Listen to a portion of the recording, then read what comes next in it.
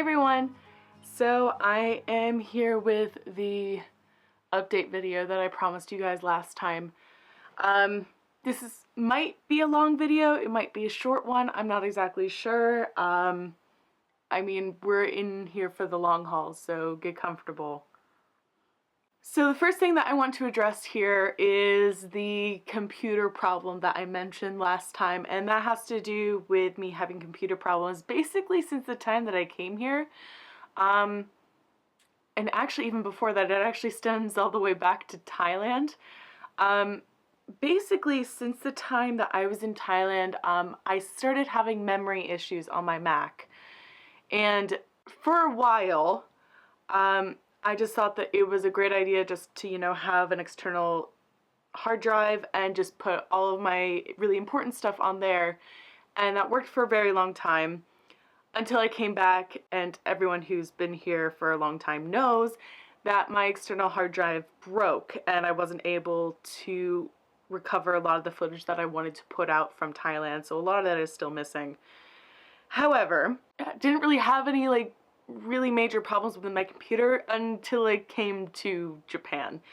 When I came to Japan, I started realizing that the memory problem was becoming a lot more of a bigger issue than I thought it was in the first place. And what I mean by that is there would be times that I literally couldn't do anything on my computer because it was saying I didn't have any memory for it anymore. And so I started looking more into it, and I got a application that showed where my memory was going and how quickly it was filling up. And I'm not even kidding, I saw gigabytes being taken away by the second. So I was really only working off of maybe 20 minutes of usage until I had to delete something further on my computer.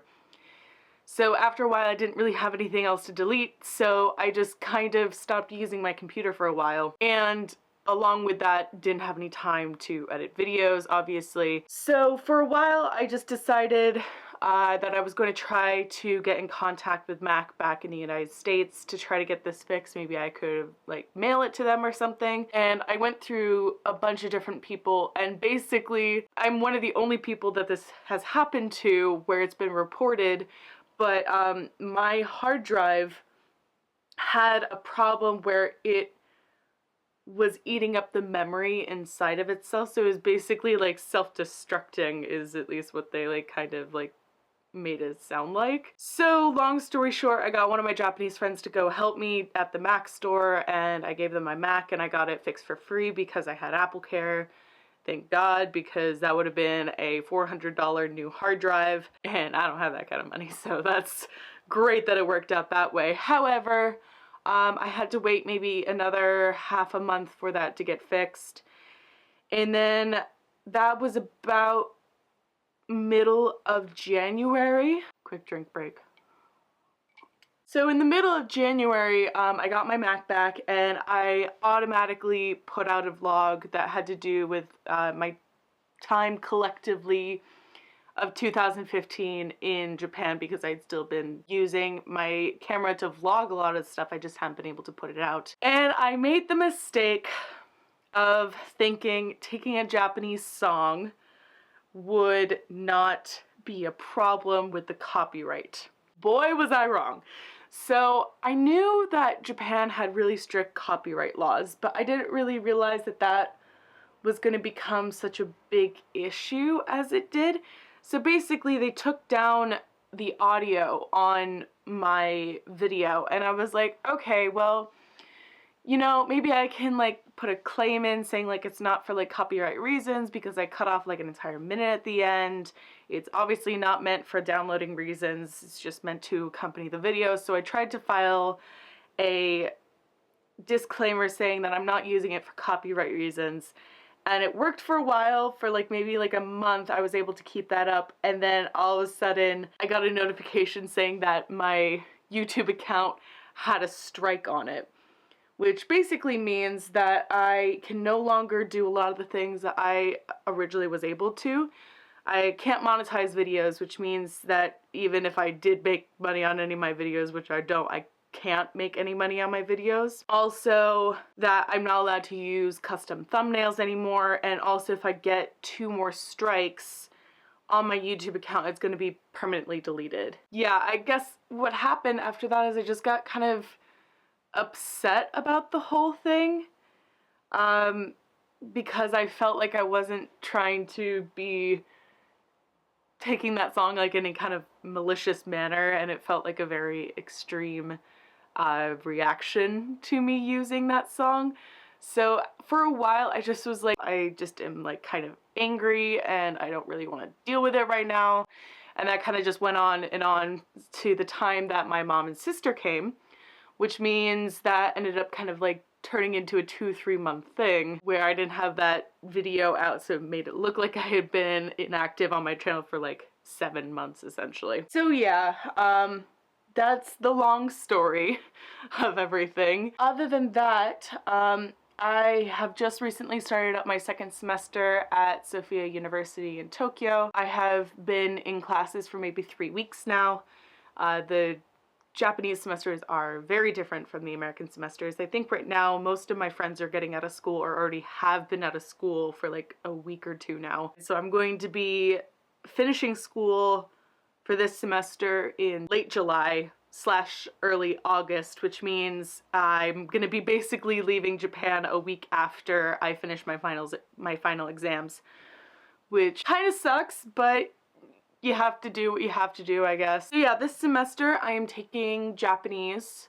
I'm taking a psychology class that's intro to Japanese culture and sexuality. I'm also taking a class in controversies in globalization, and I am also taking a survey of Japanese literature class, which will finish up my core classes that I still have to take for my degree, which is great that I'll finally be done with those. Once I get back to university in Miami, I'm planning on staying there for about another year, and again, going back to a similar situation that I had in Thailand, I have news again.